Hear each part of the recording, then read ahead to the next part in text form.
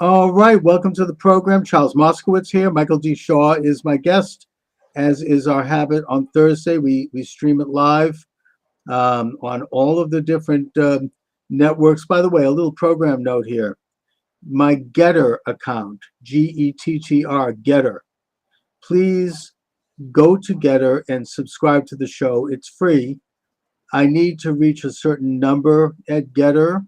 That's about 1,000, I think, in order for them to resume the live stream. They say that right now I have maybe 500, 400, 600 around there, but I need to hit the 1,000 mark in order to have them. I understand that, Yeah, trying to sacrifice, bandwidth and so on. Yeah, that's right. That's right. So they need to see some motivation on the part of my show on Getter. And Getter, I like Getter. Getter has a lot of solid people there. The biggest streamer on Getter is Steve Bannon, who everybody knows I admire. In fact, I'm thinking of sending Steve a note asking him if he might help out by subscribing and maybe sending it out to his various followers, of which he has millions. Yeah, that's a good idea. Yeah, I'm kind of composing that in my mind. So I want to talk about a bunch of factors that I think augur very well for President Trump going forward. The agenda is moving as well as we can expect. The only obstacle has been these various federal judges who have stepped in and tried to dictate from the bench and claim that they're president. But that seems to be working its way through now. It seems like the Supreme Court is weighing in. They have now just had a ruling which basically permits President Trump to fire the Labor Relations Board, which is something that obviously Article 2 Constitution he can do. And there was another decision that allowed him to deport the Venezuelan illegal aliens from a federal judge, I think in Texas, and that now can be cited by the Trump administration for all of these other federal judges who are still trying to play dictator from the bench. So he's going to have to go through these hurdles. Right. And, it's deplorable, but on the other hand, once it's done, it's going to break down these stupid barriers. And I think that he was the guy to do it. Exactly.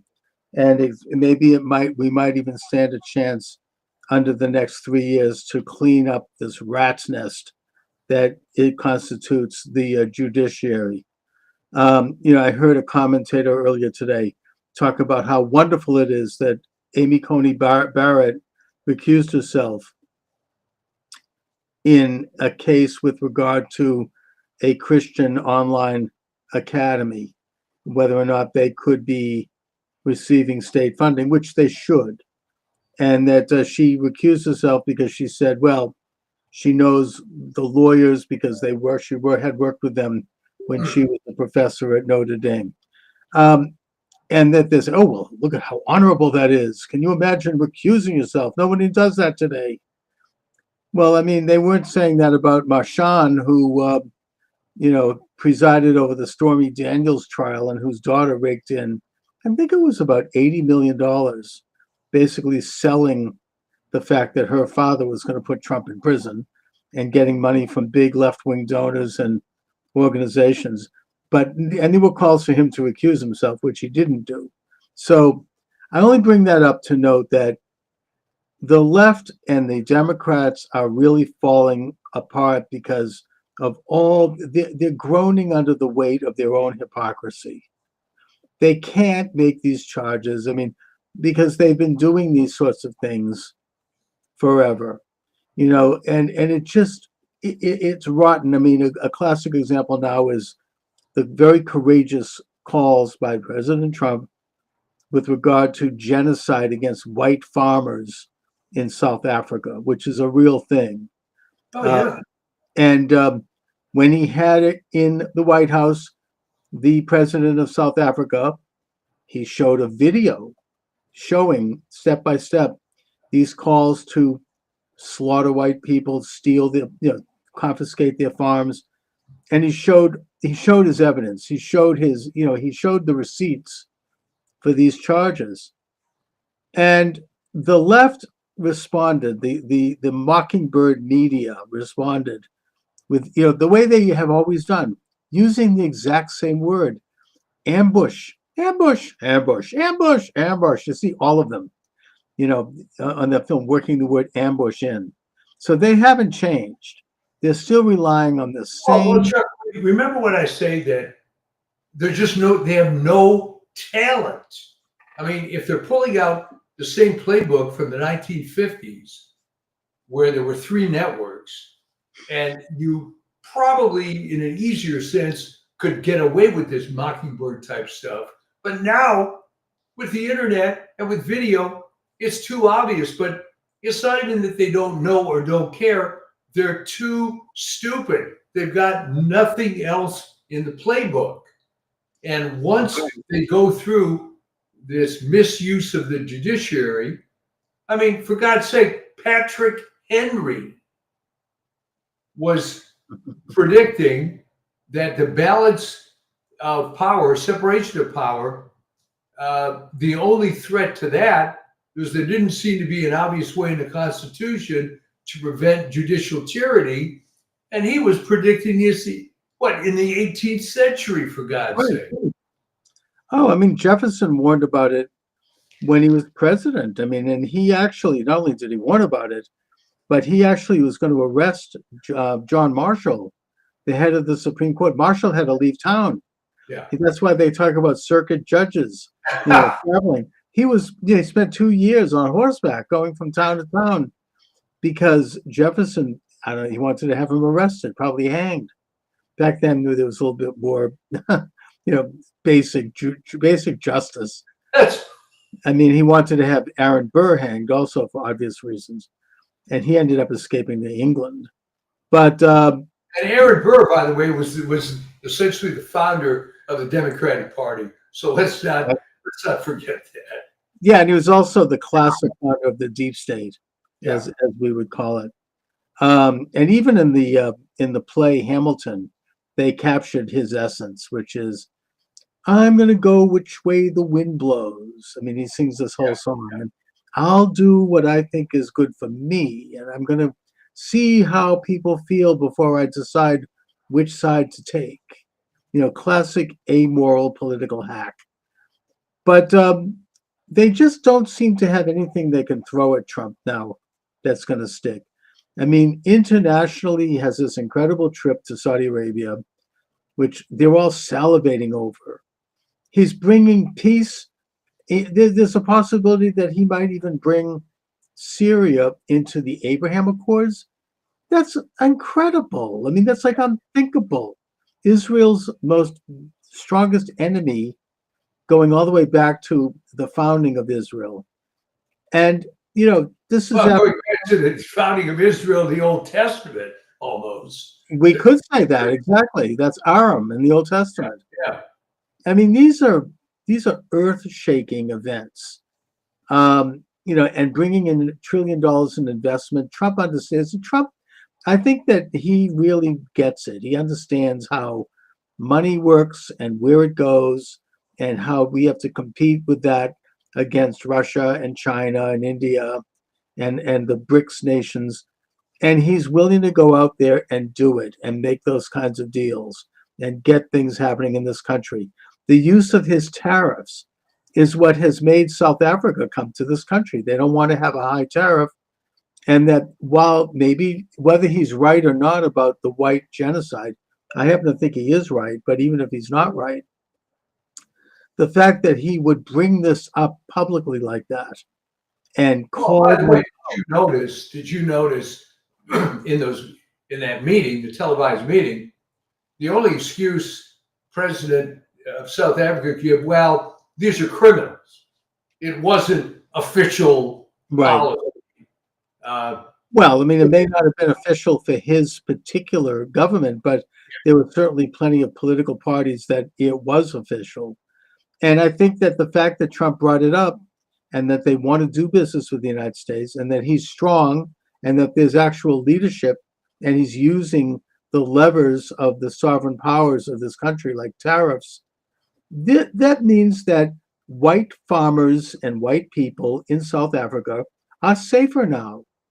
They're not going to do this now, even if whether they were doing it or not, they were doing it. But, you can argue that, hey, maybe it's not actual genocide. It doesn't matter. The point is that by calling them out like that publicly, you now have a stronger self-interest on the part of South Africa to make sure this doesn't happen. And so these are incredible moves in the great chess game in the world that Trump understands, and he knows how to play them. This country today, one of the other things that they're not talking about is that we are safer today because of the deportation of some of these most dangerous and evil people. Even in Boston and in Massachusetts, about a month and a half ago, there was a major operation on the part of ICE in which 370 people were picked up and deported. And even the Boston Globe admits in an article about it that more than half of those people had already been deported and they had come back. And that on that list are some of the worst, most dangerous criminals, members of international drug cartels, murderers, rapists, everything that Trump has said. And they are now off the street in Boston and in Massachusetts and other cities. And I think that the result, tangible result, is that crime has gone down. I do think that there's a direct correlation, and I'm sure that's happening all over the United States right now. Well, that's one of the things that the Democrats, and to an extent some Republicans, were living off this status quo.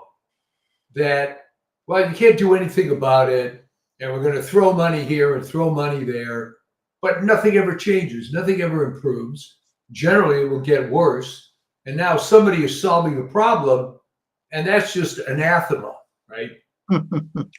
Oh, they're going absolutely apoplectic. I'm sure you've seen some of these hearings. It's run on YouTube and elsewhere, where they're absolutely out of their minds. I mean, I don't know if they realize how bad they look.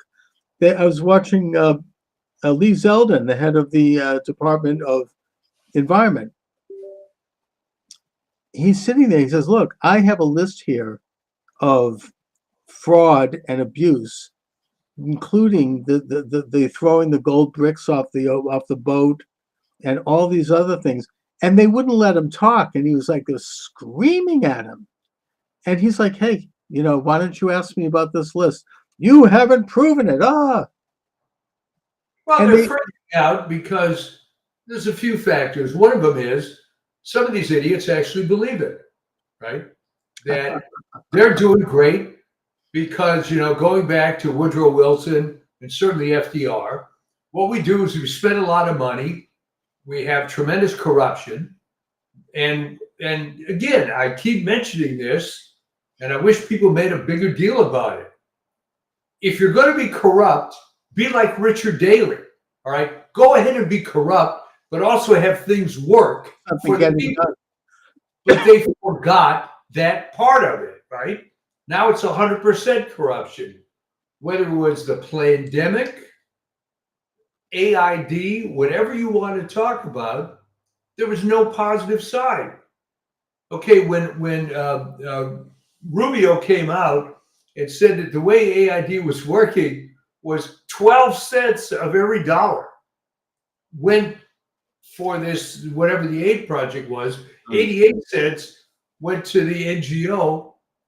That's how things were. Yeah, and it went into someone's pocket, or it went into filtered back to grease a few palms in the United States. Yeah. And I think that that's why a lot of these Congress people and Democrats and probably some Republicans despise and fear Elon Musk so much, because he's getting to the bottom of where they were getting all of this money, all that money sent to Ukraine. I mean, Elizabeth Warren, she entered Congress. I think she was worth $2 or $3 million. Today she's worth something like 80 million. Yeah. How did that happen? Did she get it from her book royalties? No, I don't think so. Nobody It's bought funny, that. nobody asked those kind of questions. I mean, my favorite didn't even have to do with a particular politician. Was okay. So let's figure this out. We have the LA school district, for example, and we're spending X number of $1 billion, and there's Y number of students. So that means you're spending what, $28,000 per student, whatever the number was. All right, where's it going? And if you do these, okay, wait, 28,000 per student. Let's see, there's 25 students in a classroom. All right. So now in each classroom, you're spending $460,000. Where is that going? Teachers not getting paid that much. No, the books go back 5 years, and you begin to see this top-heavy overhead. And I had to bring my son on this show to tell you about how much waste there is in healthcare with all the admin costs. Because when he got out of med school and was starting to do his clinical rotations, they said, okay, you're going to notice something in a hospital. If you get to a hospital at 5 a.m. on Sunday morning, that's the only people that actually have to be there, right? Mm-hmm. If you come during the week, and there's all these endless number of departments that are only operating then, so they're separated from the patient quite a bit, let's say. Right. They're not doing anything to actually help somebody's health. No, I mean the one that I experienced that I could understand maybe when my father died, within a few minutes, the bereavement counselor comes in. Well, you think it's a good idea, but actually what that was is, here's a list of funeral homes. You have X amount of minutes to get this stiff out of here. And which I get it, but Right. but again, that's not patient care, is it? No, I mean, it's sort of like it's like a cop doing a detail, and if he spends 2 minutes longer at a construction site, he gets like a big check. Now, actually, I think in that case, that one doesn't bother me so much. I mean, I know a politician here locally, I shouldn't even mention her name, but she was allowed to leave office like at a certain day, even though she was leaving anyways. Yeah. She was allowed, so she could collect for the rest of her life this enormous benefit. I mean, the corruption, what they give themselves, didn't do anything illegal, but just they've set up this system, this rotten system, where they can really cash in at a level that average people can't even imagine. And I think that Trump understands this. He completely gets it, and the people around him get it. They are really going after it, and they're getting rid of the Department of Education. Can you imagine? It's $220 billion a year.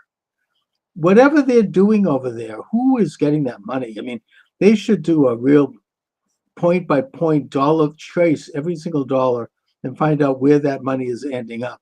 Whose bank account? What are they doing? Whatever they're doing, there might be like 2 or 3, maybe 5% of it is legitimate in terms of actually helping anybody.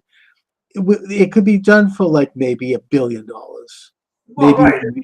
It all ends up being beltway bandits. Okay. That was the term when I lived in the DC area. All right. So what's a beltway bandit? It's someone who's a government contractor. And a lot of that is studies. Okay. So McKinsey comes in, and for a lot of money, they'll tell you how to improve your operations and so on. So I imagine that a lot of what the Department of Education does is studies, okay? Why can't Johnny learn, all right? Why can't he spell?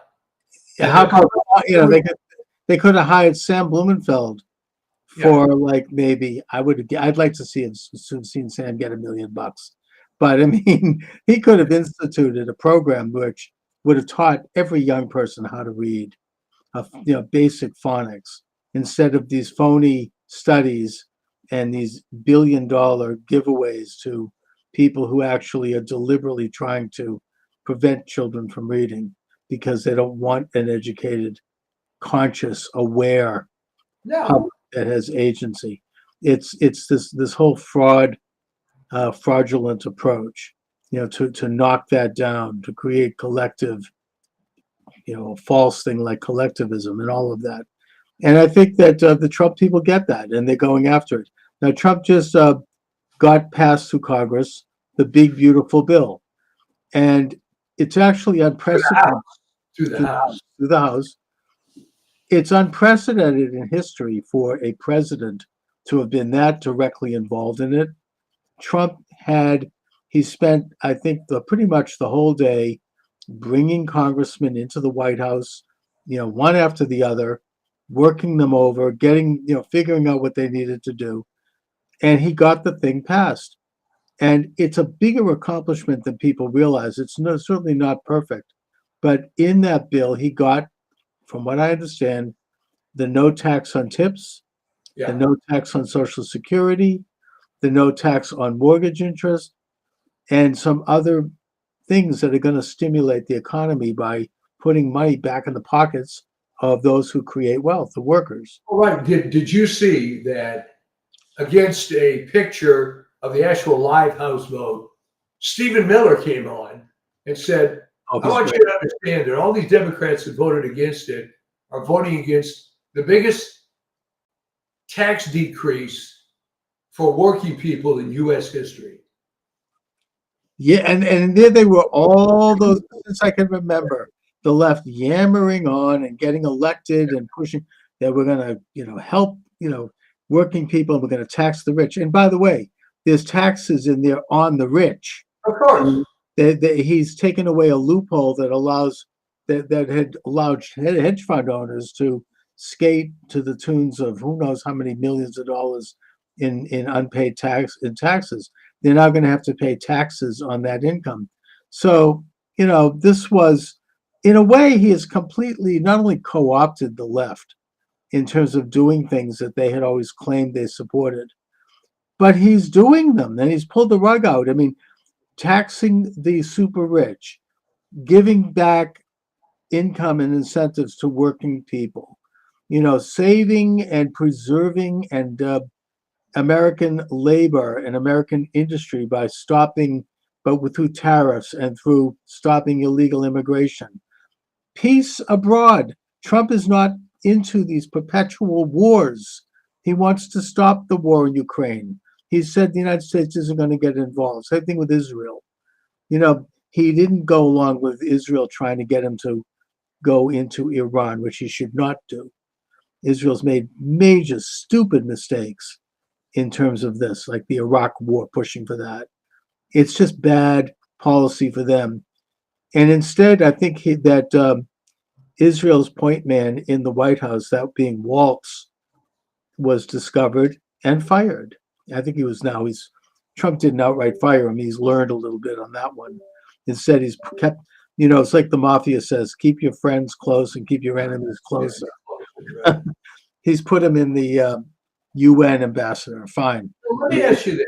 Okay, with all the failures of the Democrats and all the ways they're being exposed as not actually being, for example, the party of the working guy, you'd think there'd be some defections, right? That somebody would wake up and say, this isn't your grandfather's Democratic Party anymore. Well, actually it is, but that's another story. But you're not seeing those defections because you know what? It's a cult. It's a cult. You're all going down with the ship. I mean, like when Trump was getting together the Republicans to vote for the big beautiful bill, he didn't even bother. Why waste your time getting Democrats? None of them were going to vote for it. None of them did vote for it. And their position is getting increasingly bizarre. I mean, they are going to have to stand for re-election next year. What do they? I mean, it makes me kind of wonder what they have up their sleeve. I mean, are they going to pull some? I don't think they have anything up their sleeve. That's the problem. I think they're going to try to pull some kind of a fast one. I mean, they tried recently with this whole business of the Department of Defense receiving that airplane. Look at Trump. I mean, it didn't go anywhere. Yeah. It's not for Trump. It's for the Department of Defense, putting aside the fact that Bill Clinton took a helicopter from the Saudis when he left office, and that was for him. For him personally, yeah. Yeah, and he's been using it ever since. It's sort of it seems like every time they try something, it basically goes to crap. I mean, it falls apart right in their own hands. And I don't see them getting anywhere near anything with Trump. I think that he's moving along quite well, and his agenda. One of the problems they have, as I keep saying, there's no talent on the bench. Okay, I mean, if it's gotten to the point that AOC is the effective head of the Democratic. Okay, but think about how awful that is. Oh, it's right. There's someone that the only reason she even exists is because the incumbent opponent didn't take her seriously, right? And he got primaried out. Whatever his name was, I don't care. Right. You probably remember, but I don't. But it was just a fluke. So she's got no talent. She doesn't know anything. She doesn't care about learning anything. Yeah. And what about this one that was caught up? Was it in Boston or New York, where she attacked some security guy at an ICE detention center? Oh, that's in New York, and that's this congresswoman. Yeah. And I think it's the first time since Butler attacked Charles Sumner on the floor of the U.S. Senate in the year before the Civil War that a federal elected official has physically attacked a federal employee. Yeah. Out in public with it being filmed. And maybe she thought that was going to, give her some street cred, because when she was interviewed on some show, if you saw that, I did see it. Clip, they asked her, essentially, why the hell did you do this? And she started singing some hymn or something. I did. Or maybe it was making it up as she went along. And the reporter sat there looking absolutely disgusted. And this is a liberal softball. Yeah. Oh, yeah. Well, she looked disgusted because it's come to this. This is what I have to defend. So that's what they've come to. I mean, they've gone completely off the deep end. You have this other woman spitting at the new district attorney in D.C. on camera. Now she's in trouble. She should go to jail for that. That's assault on a federal officer.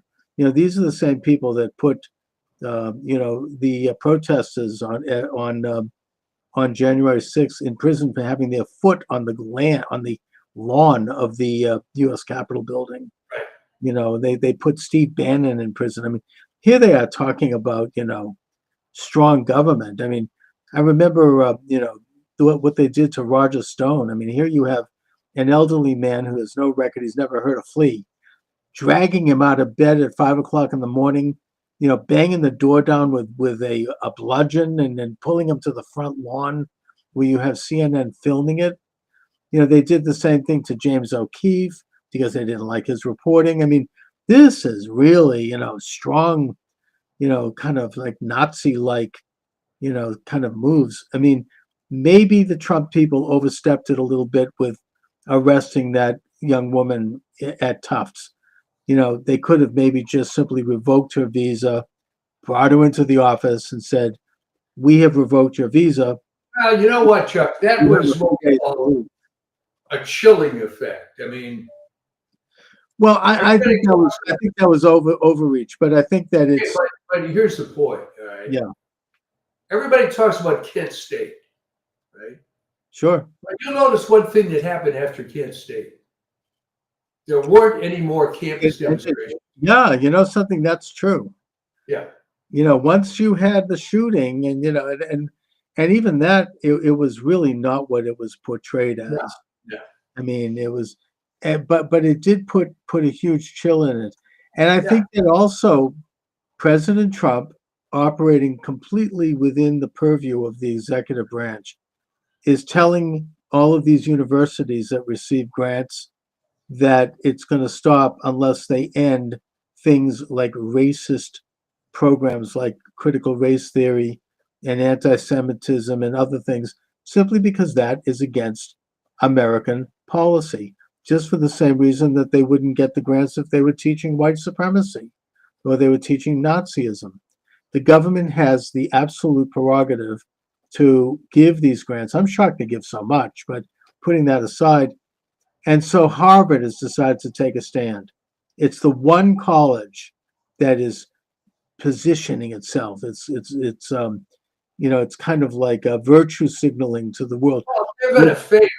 They're going to fail because. Well, the problem with Harvard is that they've got Penny Pritzker, who is a part of the Pritzker family, and her brother is governor of Illinois, and he's possibly the next presidential, candidate for the Democrats. Super liberal people. The other brother is now a she, and he's worth, who knows how many tens of billions.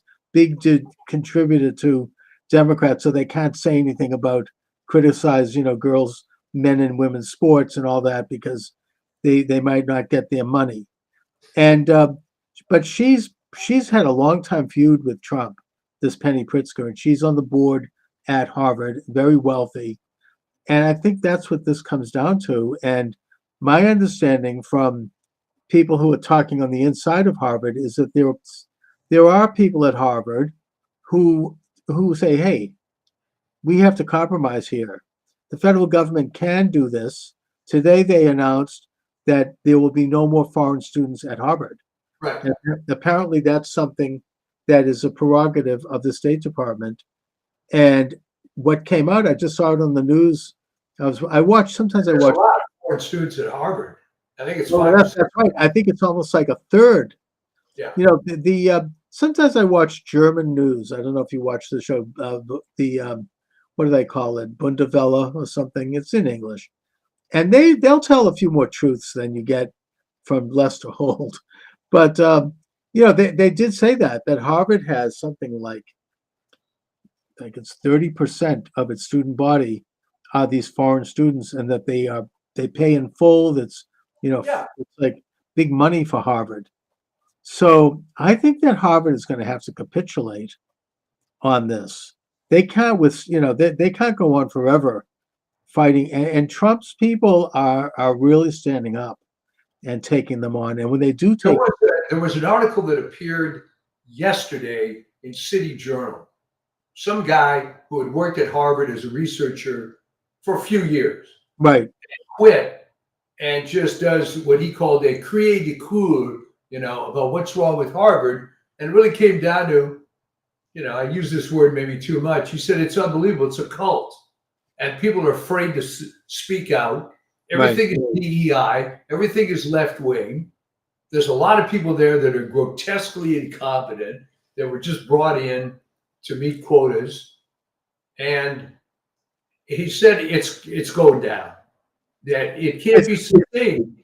It's high noon at the OK Corral. Yeah. Is what it is at Harvard. And then we're going to have to see which side blinks. And I think that it's more than just Harvard cleaning up their anti-Semitism and racism, and also apparently they're in bed with communist China. I don't know if you remember this guy Lieber. He was a high-level Harvard Science College researcher who was sending samples to the Wuhan lab just before the pandemic. He's gotten off with a slap on the wrist. He was on the payroll of the CCP, and nobody gets punished. I mean, what about Claudine Gay? Oh yeah, she's fired. Okay, and she didn't even really get demoted in any meaningful sense. Yeah, she was removed as president, So went back to whatever her academic job was at the same $900,000 Oh salary. yeah, she didn't take Really? it. Fine, Yeah. she's still there, so they'll never get rid of her. But so when Trump takes on Harvard, he's taking on more than just that kind of corruption. He is taking on one of the biggest avatars of the deep state, going all the way back to probably shortly after the founding of the American Republic. Harvard has produced the rulers of the world. It is Yeah. it's the ultimate proving ground and finishing school for these international elitist types. I mean, a good example of a Harvard graduate would be Alger Hiss. Okay, Oh, he's a right? perfect example. Exactly. Completely amoral. Looks good, sounds good. He's a doyen of the establishment, but he has not a single moral bone in his body. Everything is all this kind of vague internationalist utopian control. There's no loyalty to What Americans was or his the American. motivation? Was he being paid off? Was he really a true believing commie? He I was. never could figure that guy out. No, he was a true believing commie, and his wife was too. They You have to read Whitaker Chambers, his book Witness. He knew his, he handled his as his communist operative. These people were believers in Stalin's vision. I mean, they just felt people like Harry Dexter White. There's a whole rat's nest of them was at the FDR um, regime. I mean, FDR had living in the White House a few doors down from his bedroom. He had Laughlin Curry, who was he wasn't even an American; he's a Canadian citizen who was serving as his legal counsel. Who right after his death, he fled the country. He Yeah. ended up I think, in the Soviet Union. You had Harry Hopkins, another commie, or at Well, least how did that all happen? Was that Eleanor? yes, Eleanor was groomed by. A good book on this topic is called My Exploited Father-in-Law by Charles Dahl. He was married to Roosevelt's daughter. They divorced I think, in the 1930s, and he ended up, becoming I was a patriotic guy. He was smeared later as an anti-Semite, which was not true. And but he kind of basically said FDR was that Eleanor Roosevelt started out relatively conservative, and there was this political operative. His name was Howe, I think, James Howe, who was kind of like FDR's handler. They all have these handlers, Yeah. people who I even had a handler when I ran. I mean, they just are out there. They're operatives who know how to get you interviews. They know how to get the door open. And Howe was a real commie, probably working with the Soviets, maybe not. But he instructed Eleanor Roosevelt. He would go there weekly and sit down with her for sessions. And Charles Dahl talks about this in his book. And he said that he noticed the transformation in that she became radicalized from these meetings, and to the point where, and he said one time he saw them in the hallway and he called them out on it, and they looked like they were going to kill him for this. But that she had become radicalized, and that to the point where during the war she wrote a column that appeared in I think the New York Times, maybe some other paper, Uncle Joe, about Stalin, and Letter to Joe. I mean, she was really pro-Soviet all the Well, way. I'm glad you're bringing this up because I never knew the backstory. All I knew is she was a society girl, but I could never figure out how she became this left-wing lunatic. She was always like very active and very, politically very bright, and she was kind of she's falsely been portrayed as a champion for Black people because she hired Black women to clean the toilets in the White House. It's not why she hired Black women. She hired Black women because back then the president actually would have to pay for these things, and she Yeah. wanted to save money by firing all the white, domestics and hiring Black domestics at less money. That's why she hired them. Nothing to do with race. that the race, that came later for her. She would hop on to whatever was trendy. It's sort of like the modern example, I think, is Elizabeth Warren. But this kind of like harpy with a blue stocking leftist, radicalized woman who's filled with rage, filled with like righteousness, and really makes up the backbone of the anti-Trump movement and certainly the pro-Obama movement when he was running.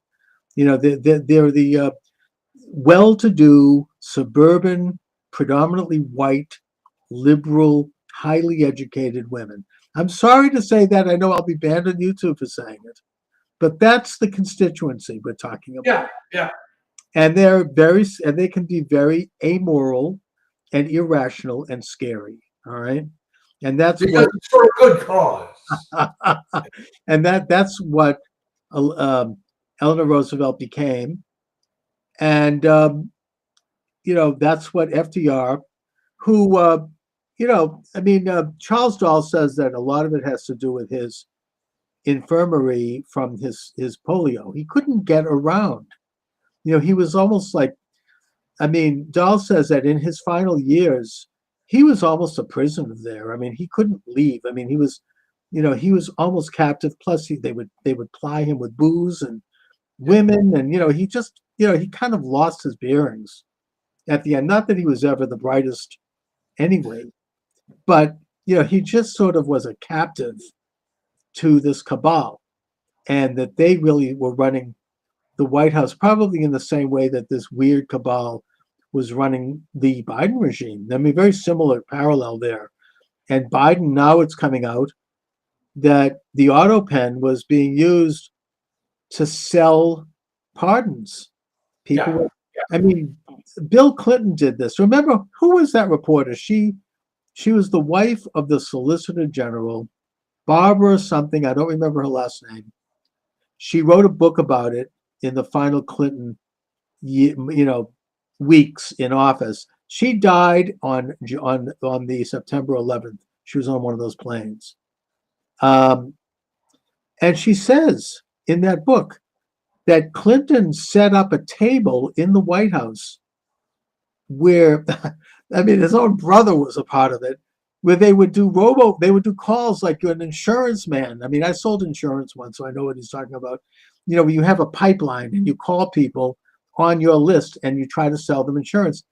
They were calling super rich criminals and offering pardons in exchange for money. Yeah. They just call this guy, and they were selling the pardons. And Clinton was selling those pardons right up to the very day he left the office. George Bush reported to this woman, Barbara, the author, that he found unsigned pardons on the desk in the Oval Office that Clinton couldn't get to them in time. He was just issuing them like crazy, which is apparently what was going on with Biden, except it's even worse because Biden he personally wasn't doing them. Didn't even know. I don't know if he didn't gave any of the money from those. He was in compos mentis. He didn't know what the hell was going on. He was on the beach somewhere, and there were people inside that regime who were using the auto pen to sign pardons and get paid. Now, this is a scandal that is coming out. It's being investigated in Congress, which means doesn't give me a lot of confidence. Hopefully Pam Bondi is on it. I actually think she's doing a lot more than we know. I think she's very, very careful. But this is a huge scandal. It's it shows that, who was running the country probably at least for the last year, probably the whole time, actually. There was only one pardon that he actually did. There were two pardons that he actually did sign, or two letters. The first was his turning the reins over to Kamala Harris. And the second was the Hunter Biden pardon. Yeah. But other than that, he may have been involved in Tony Fauci, maybe, and Comey, but here's the other issue. Are they going to try to remove these pardons because they were illicit? Well, anything that was signed by the auto pen is not, that's part of this investigation. I mean, it's not, it doesn't stand up legally. First of all, they had two different auto pens. I mean, this has been shown. I mean, they have two slightly different signatures. They don't stand up. That's not the president. That's some machine. And who was behind that machine? Somebody. There's a bunch of names. The FBI under Kash Patel says they know the names. They're not releasing it yet because they need to really dot the I's and cross the T's in the investigation. But I think that's something that's coming down the pike, and it's a huge scandal. That's okay, well, tell me this. If that comes out, all the details, are there going to be any defections from the Democrats then? Well, I mean, already you have Jake Tapper. I mean, he has come out with a book basically saying that Biden was not functional, at least in his last year in office, and he's being pilloried on all sides. Oh, Megyn Kelly ripped him a new one. Totally ripped him, yeah, because she showed video. I saw that of him attacking Laura. You saw it with attacking Laura Trump for suggesting this, really viciously attacking her. And so, yeah, he was definitely an enabler. But I think that they're using him as an example of what, you know, other Democrats might expect if they jump ship on this one. They're all still circling the wagons. You know, this, sharp as a tack, didn't happen. You know, right-wing conspiracy, all that stuff. Well, that's all they got. You know, that was the excuse before. And now that it's come out, and Joe Scarborough was great on this, right? Well, you know, you keep showing that one clip. Well, yeah, it's a pretty damaging clip, though, Joe. Yeah, this really. is the best Clinton ever. And he said it right on national TV. It's the best Biden ever. And F you if you don't believe it, right? Oh, he was doing that every day. Oh, I've seen it. He's done him and Mika and Morning Mika. They were doing that every day. I mean, talking about the greatness and sharp as a tack. This is another one of those media moments in Mockingbird media. Sharp as a tack, sharp as a tack, sharp as a tack, sharp as a tack. You know, where they all use the same exact words, the same exact expression as they talked about. What about the Homeland Security guy, the Cuban? Mayorkas? Name? Mayorkas. Yeah. Okay. Oh, he's an outright liar. Very smart. Deeply probing questions. No, he's an outright liar. He should go to the can for lying to Congress. I mean, he didn't even try to obfuscate. He just went flat out lie. I mean, and he's the one who swung open the borders. Yeah. And just flat out lied about it. Oh no, you know. This whole rotten mess. I mean, I don't know if ever justice is served. I'd love to see it served. I'd love to see all these people behind bars, starting with Comey, are the worst.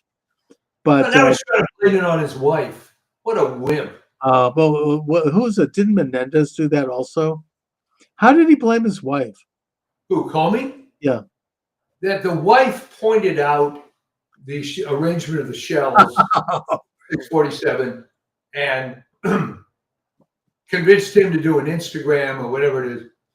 But somehow they happened to fall upon this on the beach. Yeah. Then I don't even think the liberals are buying that. It's so despicable and stupid. I mean, I can't believe the idiocy of it. I mean, what is he thinking? I mean, in a way, I mean, ultimately, people who are that corrupt and are that twisted into unrealities. But you gotta ask yourself, I mean, here's what no one wants to deal with this, right? Okay, yeah, he was fired as FBI director by Trump. But how did he become FBI director in the first place? Related question, how did Tim Walz become the governor of Minnesota? Well, those, I mean, that's a moron. How did he go through? Worked up in the case of Comey, Comey was his protege. He was a protege for the previous FBI director, Robert Mueller. Yeah. I mean, the FBI is so Oh, rotten. I mean, I think that, Kash Patel, I mean, I really like him. I mean, I know that there's some questionable things about his saying that Epstein had committed suicide, and when that's obviously bull crap. But maybe he has more bigger fish on his plate. I don't know. I don't know what the reason for I that think is. that might be the case because maybe he doesn't want to go down that rabbit hole right Right. now. Maybe there's the Mossad's involvement. Who knows? The point is that even in spite of that, though, I do think he knows what's going on, and I think that it's easy to criticize. He's dealing with an entrenched group that is really lethal and has done really Oh, ugly absolutely. things. I mean, Going at the end of the day, Epstein was a scumbag. He's right. dead. That's great. Did he kill himself? Someone kill him?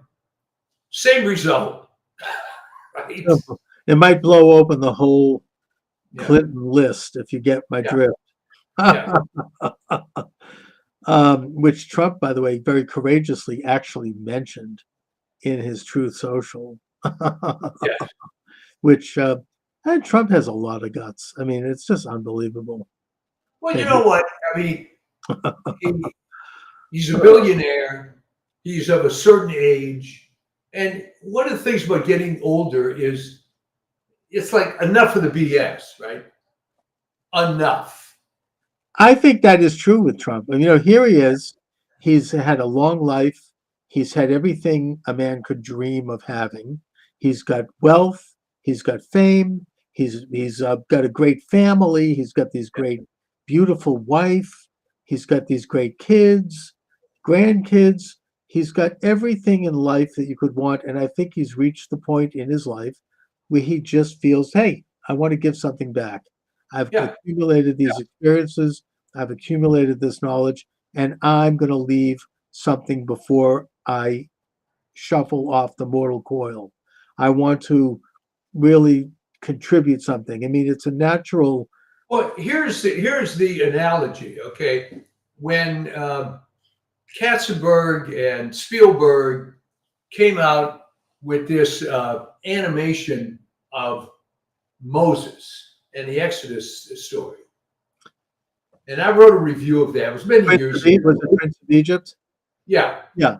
Okay. All right. So one of the comments I made was, wait a minute, these guys were at the top of the game. They got nothing else to prove.